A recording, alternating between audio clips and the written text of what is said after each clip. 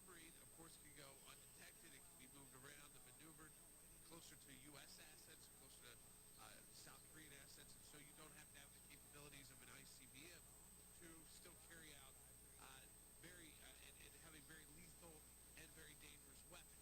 And the fact, again, the testing of these weapons is always a sign to the world.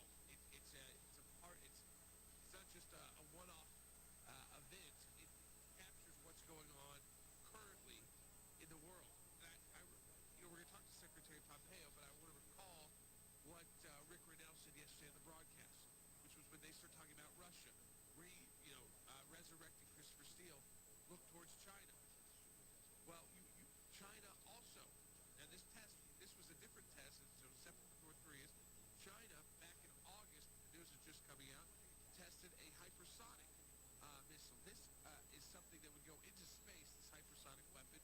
It would then sit in space, very difficult to detect, and then when they have a target they want to hit, they would be able to send that missile from space to the targets. And we talked about earlier in our radio meeting today the people who mocked the idea of a space force in the United States and the idea of how important this is going to be to our future.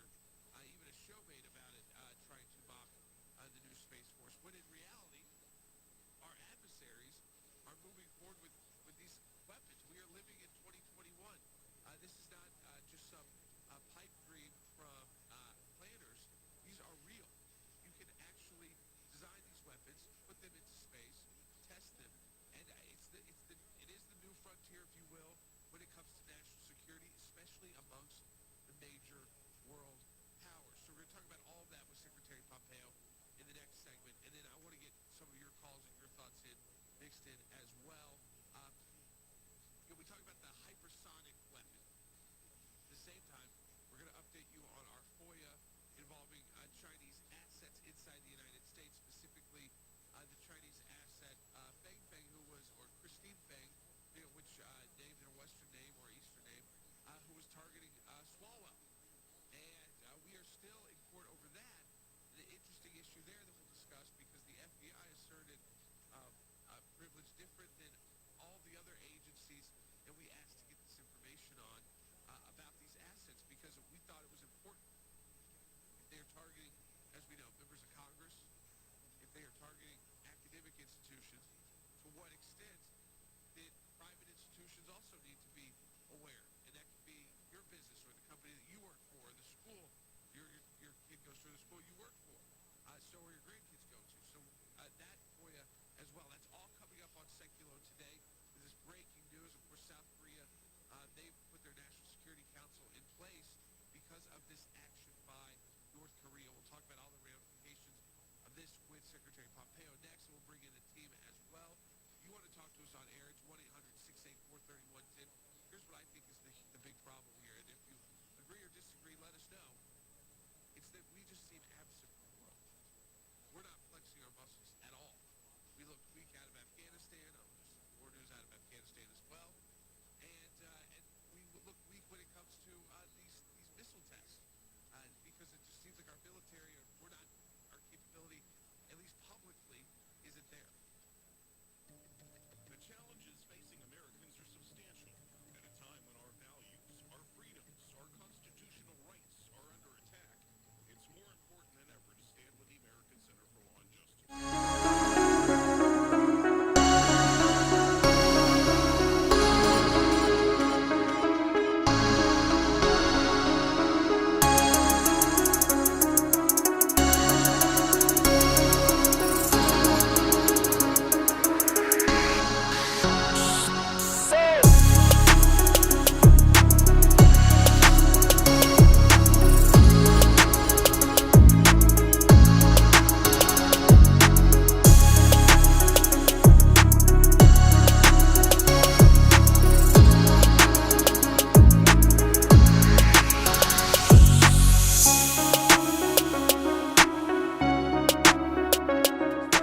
Brent Hubbs of VolQuest.com, joined by Jason Swain of the Swain Event.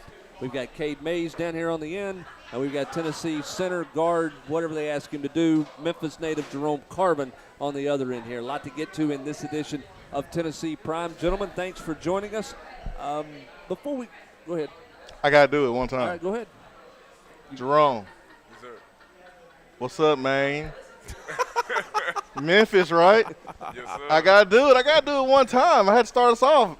I got to do it. I got to do it, Hubs. All right, go ahead. Go ahead. I was so excited to talk to Jerome. Oh, you're in I charge. was telling Jerome before the show, my little brother, who's like 2 years younger than me, lives in Memphis. I love Memphis. I love going to Memphis. So when Jerome was slated to join the show, I had to go ahead and get that in, Hub. So go ahead, man. No, go ahead. You're in charge. No. Go ahead. I just wanted to get the main in. I just wanted to get it in. How do you say that?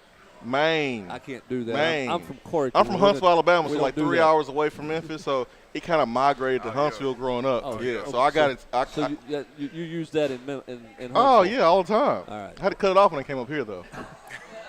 But I can go say it anytime I need to. All right, let's get going with both these guys here. But before we get started with diving into this week and some other things, I want to get your all's thoughts on the pregame and the light deal and running through the tee the way it was. I mean, Cade, you've seen it your entire life. Jerome, you've run through it a million times. You've been in good atmospheres. You guys have seen good atmospheres in the stadium.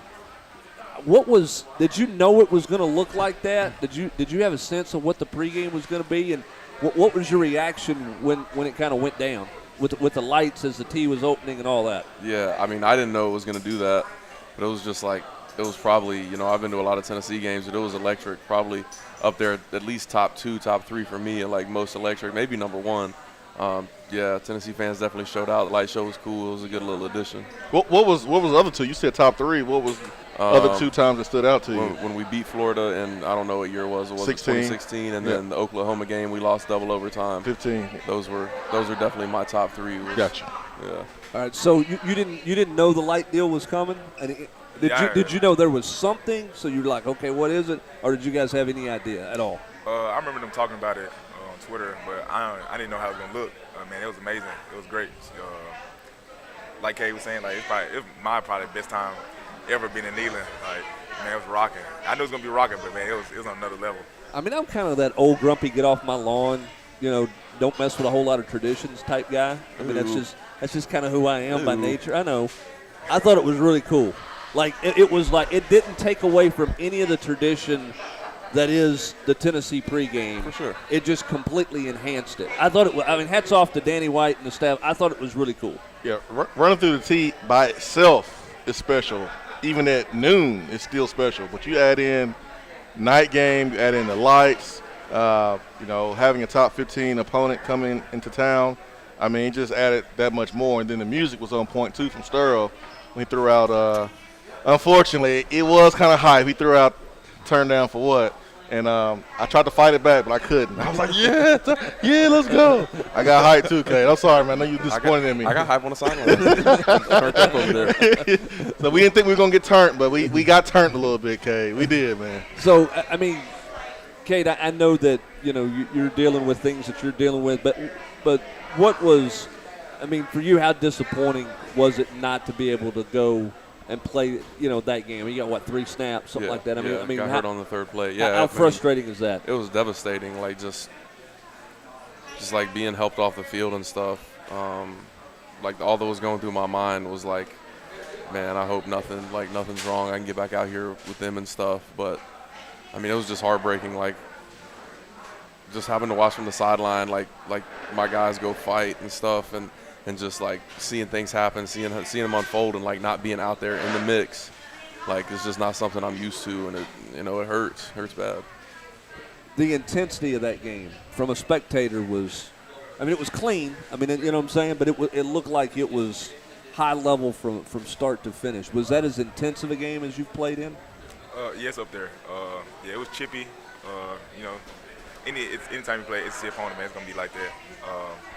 But yeah, the physicality was there, especially going against the SEC West opponent, man. It's going to be there, and it was all there. It was great.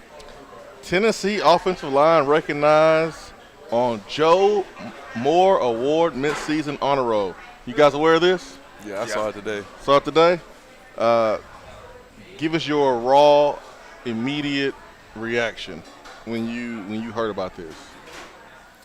Honestly, like when I saw it, like I was thinking about the O-line last year and the O-line this year. Like the talent and stuff was there last year. Like we were as talented as anybody in the country, as deep as anybody in the country. I mean, we had a solid 2 deep, that could play really anywhere in the country. And this year, we don't have that luxury. But it just goes, it's a huge shout out to Coach Ellerby and like what he's done, what he's built in our line room, and we just really bought in, and like we just play for each other, we play hard, and I think we're playing some pretty good ball. We played some pretty good ball this year. Jerome. Yeah, man. Kicking back on what Cade was saying, I have to give a shout out to Coach Ellerby. Man, he's really like changed the mentality and mindset in that room, and man, we playing hard, man. Not like we played hard before, but man, we playing hard. We really like playing together, and in the sense that like we have each other's back out there, and then, man, we go out there try to make yards, man, try to open up holes for running backs, protect the quarterback. So it's great. Crazy question. You don't have the depth that you've had in some, and that's not good. I understand that when you're dealing with injuries. In some ways, does that help continuity when there's not a lot of shuffling going on? I mean, you've had to shuffle some with injury, but does it help a little bit that you kind of know what the top 6 guys look like, and there's not a kind of a crazy rotation going on? I mean, no, because every offensive line goes through a crazy rotation. Whether you've got, the most depth or the least depth, like there's always going to be injuries. There's always going to be stuff that happens. So like no matter what your offensive line room looks like, you're always going to be shuffling people here, shuffling people there, and like getting different people in different spots. So there's never really any continuity playing O-line. So why do we talk about it? Why do us crazy media people talk about continuity all the time? Something easy to write about. It is easy to talk about. Honestly, it's easy to talk about. Because, we're all sitting there. If you know the guy beside you, you're going to know what for he's sure. doing. And that's all fine and dandy until that guy beside you gets hurt, which happens. I mean, we're playing a game where literally you're trying to move somebody out of the way who weighs just as much as you, bodies flying everywhere. Like you get hurt, and some teams are fortunate enough where their 5 starting offensive linemen can play through the whole year and don't get hurt. I mean, that's just they're just fortunate. And, some offensive lines aren't that fortunate and have to shuffle people in and out. So, I mean, if you're fortunate enough to have that continuity throughout the season and play all 5 guys at one spot the whole year, like that's a dream. That's what everybody wants. I mean, every offensive line coach wants to know who his 5 guys are. Every offensive coordinator, head coach, when you've got those 5 guys in place, then, you've got that continuity. But it's just not really realistic, in the SEC, NFL, college football in general, really even high school. Like, there's just a lot of injuries that happen in this game. Yeah, I mean, we saw it last night in the NFL game. I mean, you had injuries on both sides of the ball for sure on the offensive line. For you, continuity has been, you're playing center, you're playing guard. How much different is that, and how hard for you of a transition was that making that move, particularly in this offense? What I'm saying, playing guard and center, it's kind of the same and kind of different. It's a gray area between both of the two. Other than center, of course you got the ball. It's very important the snap to the quarterback. But playing interior is, pretty much the same. Physicality is there. Physicality is the same. It's just I'll say like different techniques to certain things, different how the defensive lineman lines up on you. That's different. But just handling both. I got to do it. It's what my team asking me. And I'm a team guy. I'm all about wherever the team wants me to play. I'm going to do it. So wherever they want me to play, I'm with it. So I'm big on it. Carvin, you have not allowed a sack all season long. I'm kind of afraid to mention it because I don't want to jinx you, but I think you're going to be okay, and I think it needs to be stated because here we are, middle of the season. In SEC play, you've played multiple games. You played 506 offensive snaps here, according to utsports.com, without a sack. How? How have you come this far at this point of the season and not allowed a sack? Man, it's just relying on technique, relying on the guys around me. We playing, like I said, it's playing hard. It's all about knowing your assignment. Man, football's really 80% mental, 20% physical. There's some guys that are like some freaks out there, but yeah. Man, especially offensive line is all about like knowing what you're doing, being in the right spot at the right time, and man, using good technique and just, you know what I'm saying, playing hard. And I say that's probably why I'm doing that. So. A lot of guys hurt Saturday. Wink, wink. What was y'all's reaction when you saw, some of the defensive players hit the ground when you guys were on offense, and you probably knew that they were okay. Like, what's y'all's reaction there? Man, you really in the game, you really not worried about it too much because man, you just so worried about the next play, worried about getting the lineup set, especially in this offense. But I mean, looking back on it, we just got control. We can control. Regardless of what they do, it shouldn't be able to stop us at all. Yeah. Yeah. Are you guys like, whoo? Thank you. I needed to blow too. Thank you. Thank you, man. Thank you. Appreciate it. In a sense, yeah, but at the same time, man, you want to keep it pushing, keep it rolling. Yeah. So I feel you. Yep. I don't know if there was some times where you're like, man, we're rolling. Like, you kidding me? You're blowing this dead, and then there's times where you're like, yeah, I'm okay with this because I'm gassed right now. I need a second. Yeah, let me get some water. I think Lane Kiffin knew. I think he knows that stops, like, because he runs the same offense as us. So, like, he's seen people do that and realizes, like, that's what it takes to stop that momentum. So I think that's why they did it. And if you noticed, if you go back and watch the replay, like the game again, every player that got hurt was on our sideline. So it takes longer for the trainers to run out there, give their defense a break, takes longer for the trainers to run out there, takes longer to bring them back to their sideline. Every single time somebody got hurt, it was the furthest, like it was dang near the furthest away from their bench. Well, there's going to be talk all off season about how you fix this.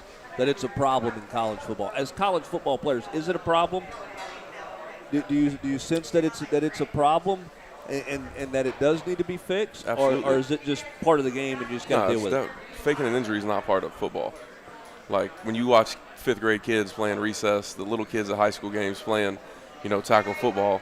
There's nobody out there faking injuries. That's not how you play football, and it stops the game. It limits the other team from doing what they're doing. If you can't stop their offense, that's on you. You know what I mean? Yep. Like, faking injury is never a part of football. It shouldn't be in football because when somebody actually gets hurt, like it takes away from someone actually getting hurt. Then someone over there, looking at the sideline and them saying get down and him falling out like he's been shot. Like it doesn't help the game at all, and it just takes away from it. Yeah, most definitely. It definitely hurts the game. And it's kind of like a competitive advantage for the other team. Like Cade was saying, like it gives defense time to rest. Man, getting the right call, getting the right alignment, and like and the right substitution. Yeah, like that's not football. Like that's not realistic. And man, I'm not a fan of it at all.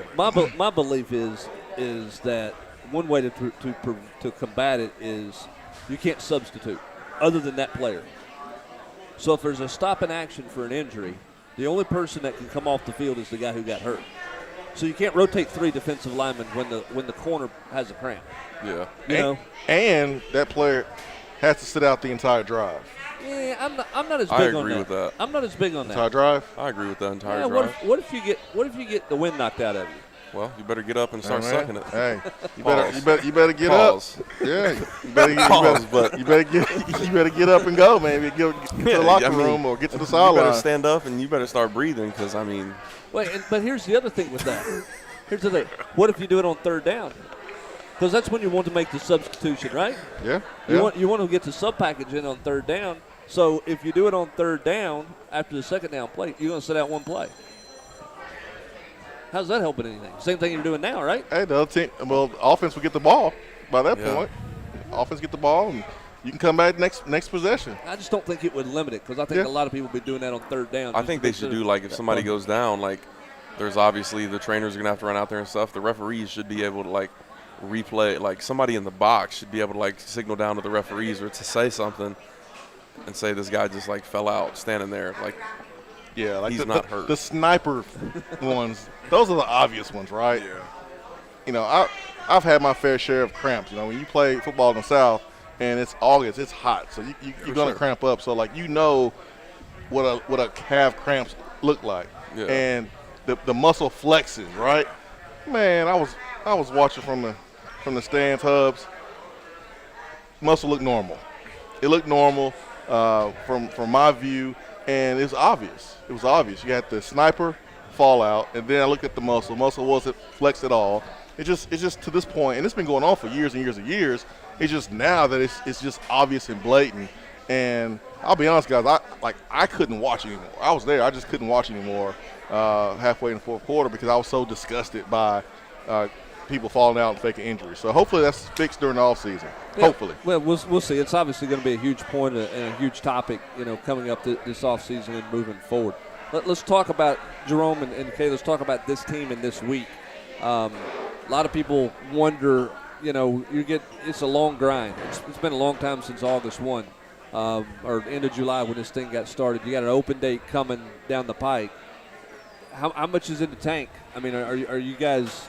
Is this team gassed? After the grind that you've been to, and how do you get it? How do you get yourself back up and make sure you're ready to go this weekend? Man, it's definitely a grind. Definitely with the amount of injuries we have and how, we're thin in definitely a lot of spots. But our mindset as a team, man, we got to keep pushing. It's man. Nobody going to feel sorry for us, you know. So, it's next man up mentality. You got to have that.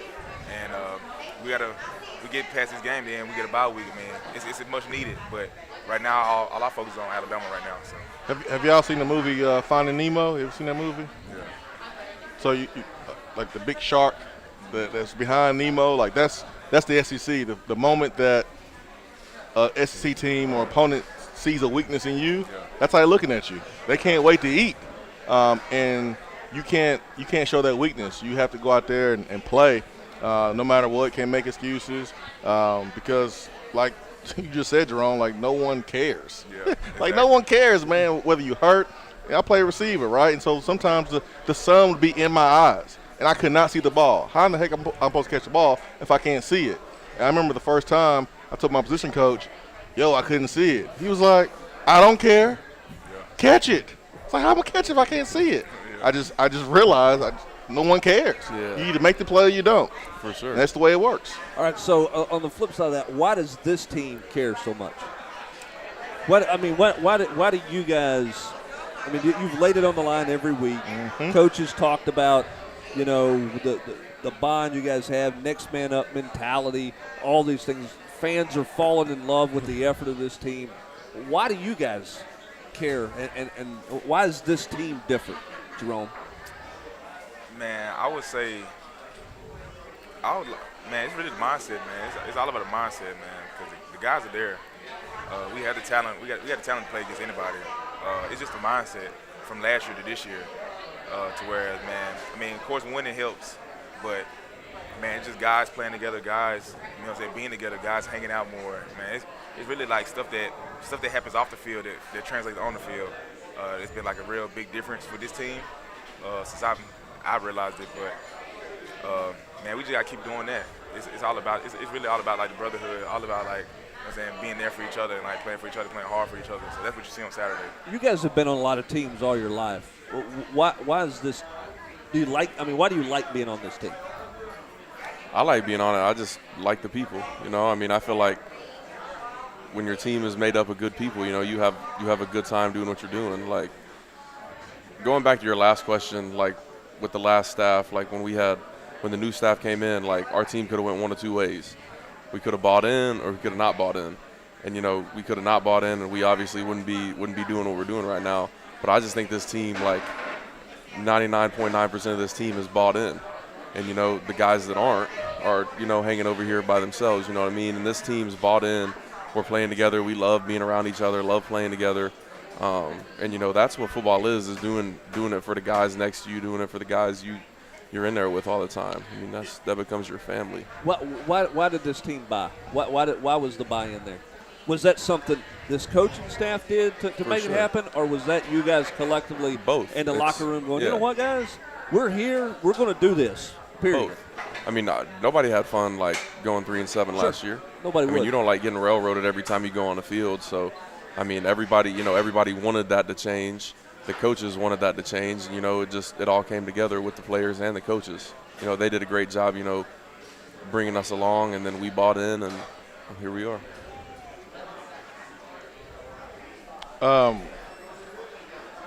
We see it. We notice it. fans see it, but also the recruits see it, right? They see when they come into the locker room, when they're around the complex. You guys have been recruits before, and you can tell whether the culture is positive, if it's healthy, or if it's not when you go to a campus. Have you guys been able to, chop it up with any of the recruits? And if you have, what's been y'all's message? Really, man, it's just the bond, man. It's all about the bond. You know what I'm saying? Football's gonna end one day, and man, it's about making those long-lasting relationships. You know what I'm saying? Like the O-line. Like the O-line probably one of the tightest groups on the team. And it's for many reasons, but man, it's all about man, making your long life friends. And playing hard for each other, man. That's what football's about. And that's what makes this game so great. And you tell the recruits that, and it shows, So that's what I probably try to tell them most of the time. If you guys could go back and tell yourself, give yourself some advice, not about what school you picked. I'm not talking about that, but advice about what to look for in the recruiting process, what to value in recruiting. Jason, you can answer this too. If you could go back and tell yourself, hey, value this versus this, or don't get caught up in this, or whatever, what would your advice be to yourself, and is that the advice you give to others? My advice that I'd give myself was really the advice that I gave myself coming out. Like, where are you comfortable? Like, all these schools, one of them might have, the nicest facilities or, the coolest things around. But, if you go there and you're not comfortable, like, where you are, not comfortable with the people you're around, then, it's obviously going to be hard for you to, want to get up in the morning and go do what you're doing, because college football is a grind. And, just go somewhere where you're comfortable, where, you're going to be happy with or without football. And that was something I told myself, when I was coming out. What about you? Yeah, a lot of things what Cade said was true. Like, man, just being comfortable where you are, man, seeing how the guys in your room communicate and interact with each other. It's huge, because that's the guys you're gonna be with for the next 4 to 5 years, And that's what I probably tell myself. If I could do it over again, that's what I tell them. Like, man, just look at the room, look at the guys you're gonna be around, hang out with those guys, see how they are, You can't deny your heart. Oh man, you're telling yourself in your head, like, yo, I like this, but your heart's like, no, you don't. You like this.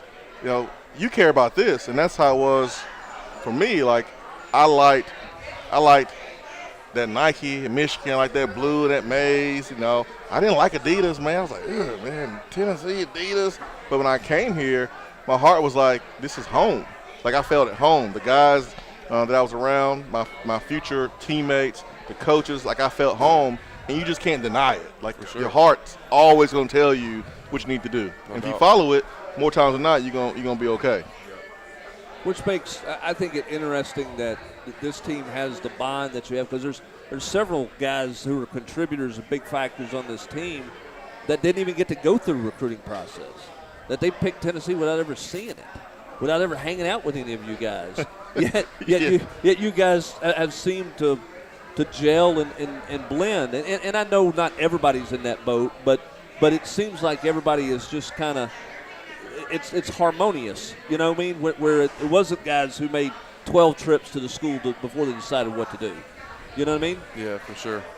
That's a credit, I think, to the locker room and to what you guys have built, and what you guys are holding to expectations and what it's supposed to be like, because it's been unusual in recruiting for everybody the last little bit. But plenty of that to talk about at a later time. When we come back on the other side of this break, we'll talk a little bit more about playing the Crimson Tide, what that's like, and what to expect this weekend, and kind of where this team is moving forward heading into this week's game against Alabama. That's coming up next here on Tennessee Prime, coming to you live from Gus's world-famous fried chicken.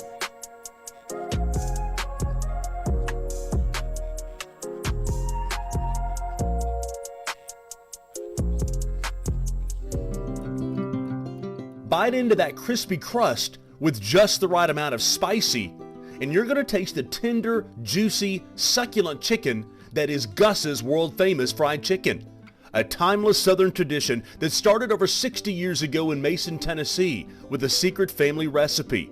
Gus's has stood the test of time and spread throughout the world. It's not just famous, it's world-famous fried chicken at Gus's. VolQuest.com has been the gold standard for Tennessee football coverage for over 20 years, led by an experienced staff with over 600 games covered amongst them. Speed, and then some more speed. VolQuest takes you behind the scenes with features on coaches and players. For only $9.95 per month, find out why VolQuest continues to set that standard.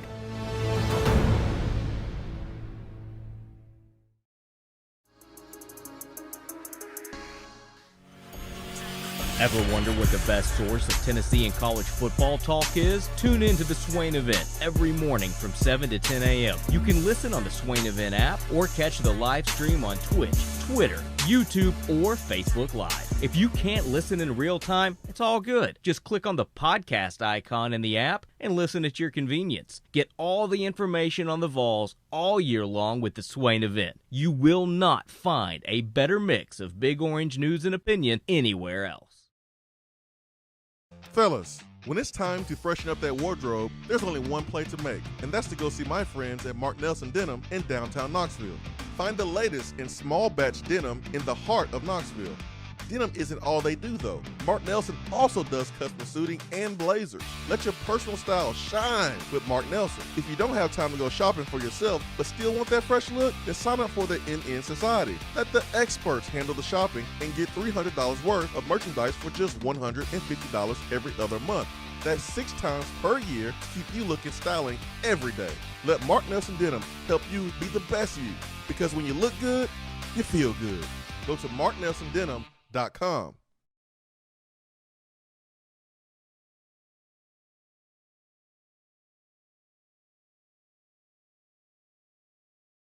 Night at Gus's world famous fried chicken. Glad to have you along with us with Jerome Carvin and with Cade Mays as Tennessee gets ready to take on Alabama coming up Saturday night in Tuscaloosa against the Crimson Tide. I do want, before we get into Crimson Tide, I do want to ask you one more question about playing center. What's the hardest thing about playing center in this offense for you? The most challenging thing. Let me rephrase that. The most challenging thing for me probably be making the declares at like a fast rate, because I gotta look at the side judge, get lined up, make sure all the line is set, and then once the guys get lined up, like sometimes the defense might not be lined up like where you want them to be. So I'll say like making the calls like to when they're not lined up, when they're going fast. So. What was the first time you practiced there, and what were you like? You can't do this fast. I mean, was it like that, or were you like, okay, I just got to get my feet under me, get my sea legs about me a little bit, I'll be all right? My first time, it was just like I was kind of surprised because like the way they do it, it's not as like physically taxing as you think. It's just like just tracking the ball, tracking the side judge, and looking. You don't have to run full speed down the field and get set. But you got to constantly keep moving. And that gets the defense so tired and wore down and wore out. So, Jerome, share with us like the first time under the new offense that you were like, "Whoo, this is different." Like, what was that first time like for you? Yeah, I'll say in the spring, like when I first scrimmaged in the spring, and like, man, just for myself, I was like, man, like I am exhausted.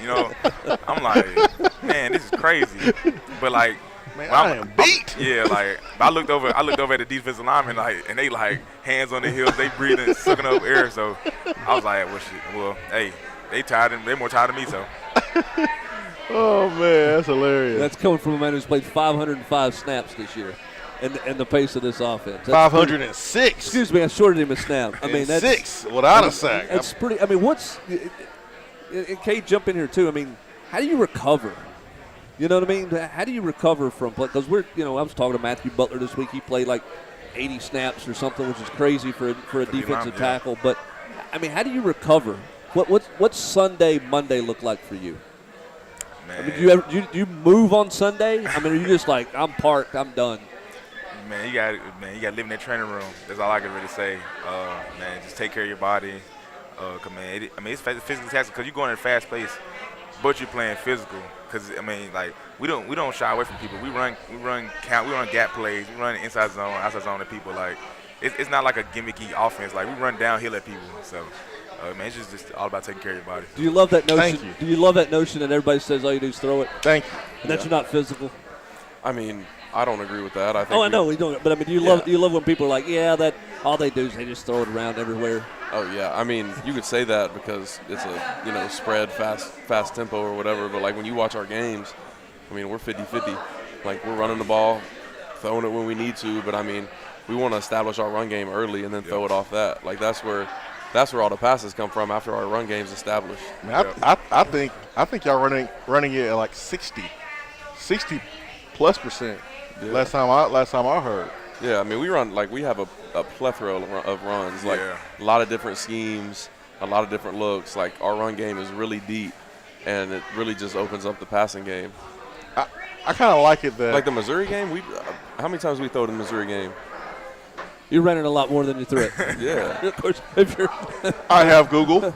I mean, a lot of people are doing about that. But you mentioned, I think you called it neat or unique in terms of you do a lot of different stuff. I mean, it's not just. It's all the same stuff. There's just little there's little wrinkles to it, right? to every play. Like there's one play, but there's 6 wrinkles off one play, and then there's another play, and there's 6 wrinkles off that one. So you've got 10, 12 base run plays that have 3 or 4 little wrinkles off of every single one of them. But Yeah, ready for the number? Rushing attempts against Missouri? 3-1. 59 attempts, only 19 attempts throwing the football. It's a pretty good day at the office, right? Yeah, most definitely. When did you like this? I mean, when did you say, hey, I like this offense? Did you When watch it? When I got in shape. Because I'm not going to lie, during fall camp, like that first scrimmage, boy, I was out there dying. I was like, God, I hate this. I'm lining up so fast, I can't even see. But once you get in shape, it's because the defense is that way, the way I was. Like, they're exhausted. They can't even see the line up. But, once you get in shape and stuff, and, now in a game, I can go out there and play 80 plays, and, you get winded on the 12, 14-play drives. But, I mean, you're out there for 6 plays, you run back over to the sideline, you're like, no, I don't even need water. Yeah. You can really play 80 plays the whole game and not get really tired. Like South Carolina game, for example, we played, close to 90 snaps, something like that. Yep. The only drive, I really felt tired was the second one or the first one where we ran 14 plays, and the rest of the game was just, we were just chilling. But I mean, if you think about it, you've been through multiple camps, you've been through multiple fall camps. It's designed to be hard. Oh, it's miserable. It is miserable. It's miserable. All four of my years were terrible. I can't think of one year where I was like, oh man, that was nice. I really enjoyed that fall camp. No, I hated them all, and that's the way it's supposed to be to prepare you for the season. You ready for the season. Exactly. Because now you once you do that, you go through all that, then you get to the games and it's easy. And you know who your Rough Riders are. You know who you can count on. Yeah. The coaches know, okay, we can trust this dude. He didn't tap out. And you guys know too. So it's designed that way for a reason. So when does the dread really hit for fall camp? Is it like a July thing, like, all right, I just got to get through the next 4 weeks till we get to a game? Or is it like 10, 12 days in, you're like, oh my Lord, we got how many more days of this? For me, it's kind of like that. You get a 2 or 3 day break right before fall camp, and it's like a vacation or whatever. So you get those 2 or 3 days, but you don't even really get to enjoy them because you know what's coming down the pipe. But I'd say the first week of camp is cool because you miss playing football, you miss being out there, and just the feeling of football. Even though it's 110 degrees, you miss that feeling. And then once that first week sizzles, you're fried after that first week, and then you're like, just get the game week. First week. Get the game week, right? Tired of practicing against these guys. First week is something. You know a lot of people going, that boy, I mean, you don't even have to go through 2 days. He ain't been through nothing. Yeah, you don't honestly, know what's going on. The amount of respect I have for old-time ball players, Man. oh, man. Like y'all were killing it. Y'all were crazy. I didn't go through You had 2 days. for maybe 2 days. So 2 days out of fall camp, we had 2 days. So the year before I got there, they had a freshman fall camp. That's what my dad. That's how it was when my dad Yeah, was they there. had a freshman, and then after that, then the freshman goes with the rest of the team. Oh. So my freshman year was the first year that they didn't do that. Yeah, You said yours was a 2 day camp, freshman camp? So so when I got there my freshman year, they stopped doing the freshman fall camp before It was the like regular 2 fall weeks camp. long, right? Yeah, well, it was like a couple days. Yeah, Yeah, so it was a When couple my days. dad was there, I'm pretty sure it was like a 2 week freshman camp, and then you went straight into camp with the rest of the team. When your dad played, I think it was 3 days. It was they had just gotten rid of 3 days, but they were going 2 days with a Yeah. walkthrough, lift, all Yeah, that. I mean, hitting and pass. When freshmen came in, I mean, like the first freshman day was like defensive practice. So everybody in the freshman class had to play defense, except the quarterback. No. So like Peyton's freshman year, they're like, no, you don't do anything on defense, just go over here. But like everybody else was like, hey, come play safety. Hey, running back, come play linebacker. Hey, offensive center, come play nose tackle or defensive tackle. And then the next day it was all offense. No. And so then you would get like you Transfer portal. You get like a defensive end, like, hey, Leonard Little, come play tight end. See what that looks like, you know? They And said so- Leonard Little was the bad, like that little, like his freshman year camp. They said he was the baddest man, Yeah, like then on they the had field to- as then a they had- freshman. Then they had to send him to JUCO. Yeah, The he had to NCAA leave. sent him to JUCO. He was like a linebacker, then he came back as a defensive end, right? Yeah, he was a safety in high school in Asheville. That's crazy. It was crazy. All right, enough reminiscing down the road. Let's right. talk a little bit about what is it like playing in Tuscaloosa. What's it like playing against the Alabama Crimson Tide?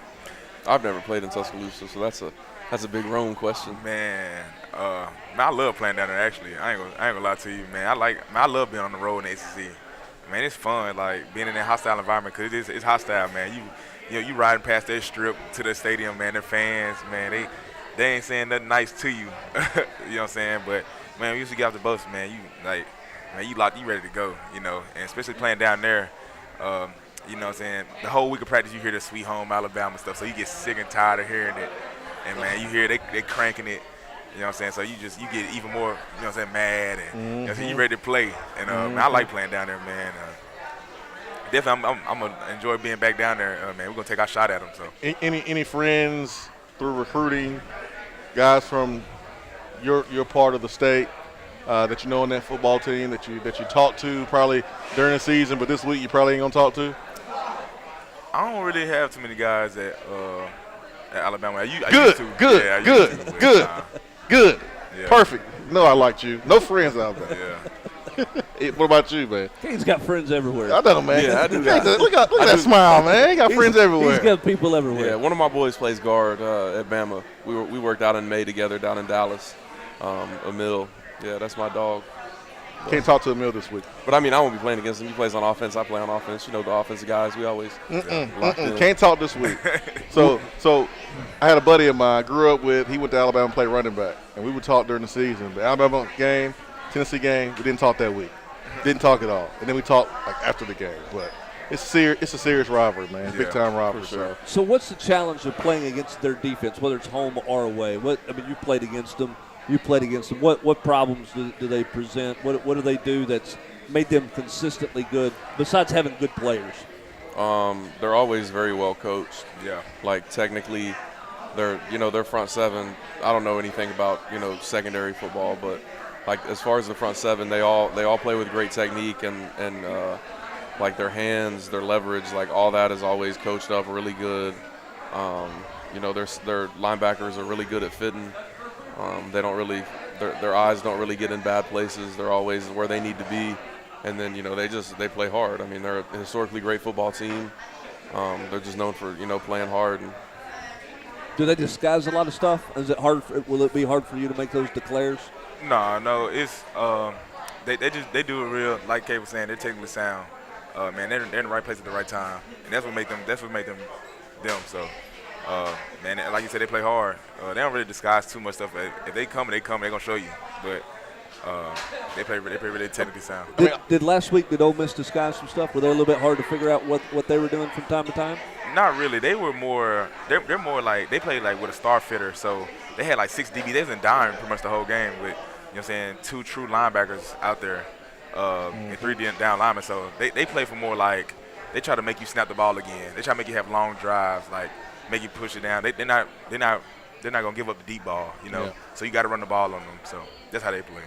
Alabama obviously beat Ole Miss pretty good, but early in that football game, Ole Miss was able to move the ball, and I think it's good that you look at Tennessee's offense and look at Ole Miss offense. Cade, you had mentioned earlier that there's some similarities between two offenses.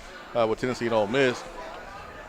I feel like you guys will be able to pick up some things from the Alabama-Ole Miss game that may be able to help you. Obviously, you don't want to do the same thing Ole Miss did, or you get the same result. But do you guys feel like you'll be able to pick up some things from that Ole Miss game, considering they do the same thing offensively as far as with the tempo? Oh, yeah, no doubt. And like historically with Saban's defenses, those type of defenses, man, they communicate and check a lot. And, man, we can get them in a lot of fits with, like, movement parts, motions, stuff like that. Like, and that's historically how their defense plays. So, man, especially you move at a fast tempo, they look to the sideline, getting the call and trying to play. Man, it's going to be tough for them to do it against a high-tempo offense. So Yeah, and piggybacking on that, like, Saban's defense is also, like, they love bringing in a third down package, like the rush of the passer.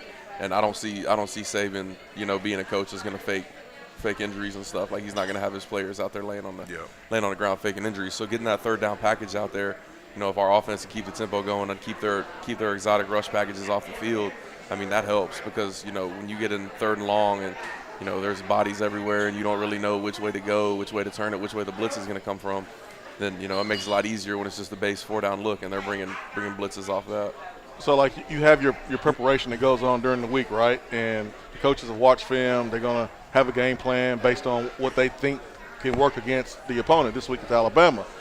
But then you get into the game, and sometimes it's totally different than what you worked on, right? Yeah. And now you have this different game within the game, which is the adjustments that take place on the sideline.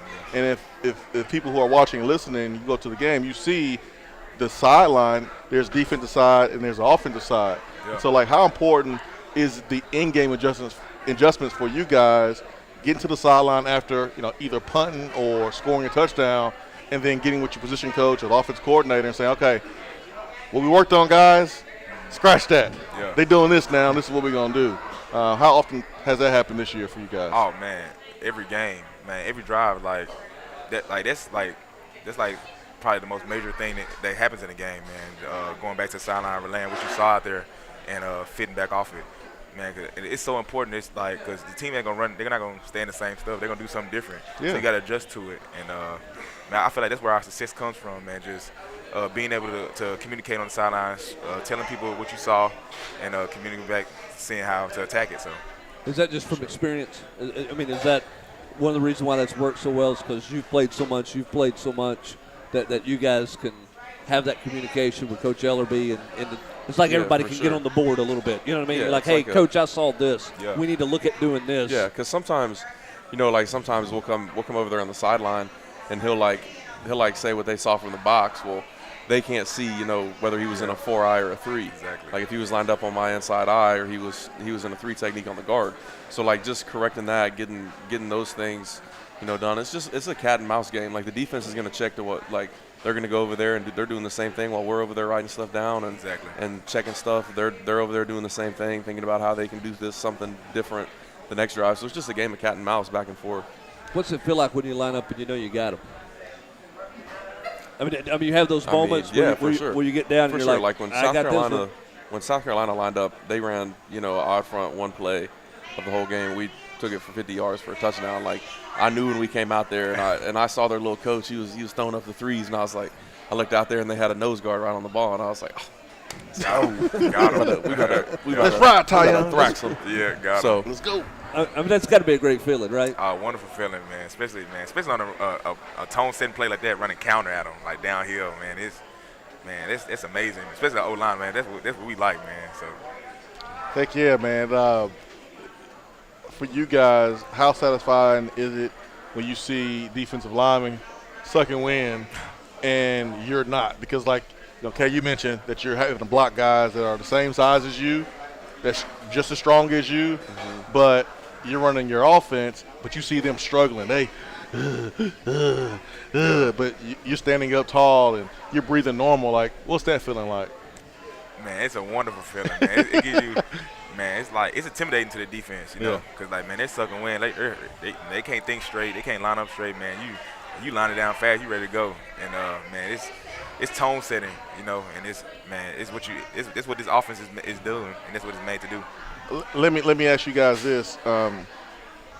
Obviously, the end of the game is what it is. Last week against Ole Miss, several of your teammates went to Twitter and publicly thanked the fans for showing up and showing out And I think you guys have shown the fans how you feel about Tennessee, about how you play.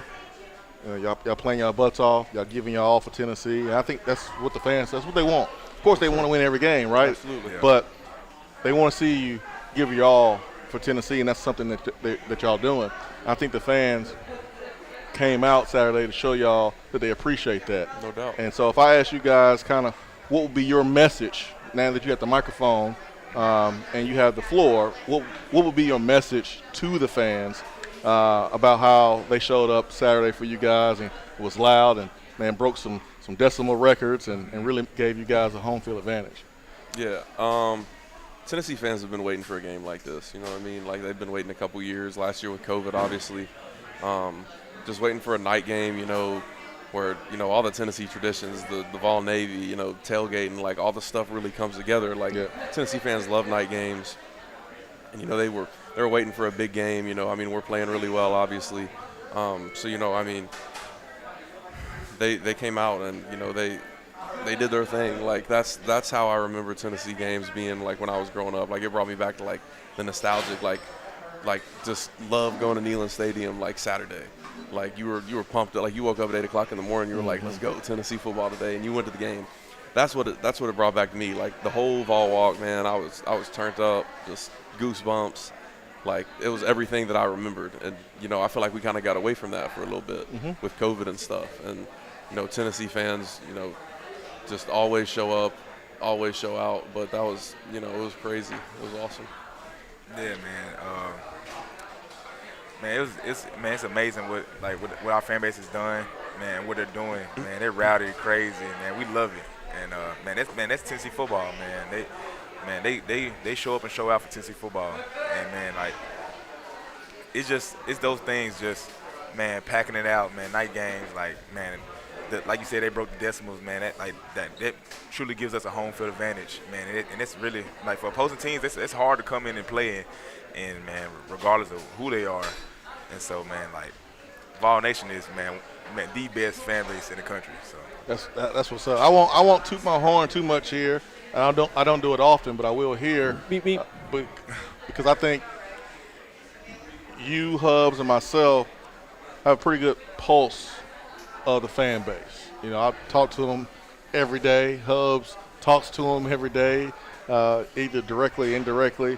And I know that they are appreciative of how you guys represent Tennessee and how you play, how you carry yourself, and they behind you. So I just want to let you guys know that right here, right now, so you can hear it face to face. So, and just keep doing what you're doing, man, for sure. It's a likable team because of the way you play and the pride that you guys have played with. And I think Tennessee fans have been looking for that. I think there was some, you know, we'll wait and see kind of approach because they've been through a lot. But you got a lot of people jumping into deep waters in a hurry. And it's because of the way you guys have conducted yourself, the way you guys have played and the effort that you've played with. And nobody's into moral victories. You guys aren't into moral victories. That's not what this is about. But at the same time, too, there's a lot of respect that's being gained every week for you guys from all the fans because you're laying it on the line each and every week, and you're going to lay it on the line Saturday night in Tuscaloosa, Alabama, as you go and take on the Crimson Tide. So on behalf of the Tennessee fans, I will speak for them in saying thank you to you guys and all your teammates for the way you conduct your business and the way you go out and play and show up each and every week. And best of luck to both of you, and go enjoy your time in Tuscaloosa. We appreciate you. Appreciate it. Hey, all right. Thank you, guys. Yeah. That's Cade Mays. That's Jerome Carvin. I'm Brent Hubbs. Jason And this is Swain. Tennessee Prime. This is Tennessee Prime from where? Gus's Fried Chicken. And Yeah, Cade Mays let's go. Jason Mays. We'll see you Cade Mays next is Tuesday. taking us Thanks out. for watching. Drop that mic. Drop that mic. Cade. Drop that mic.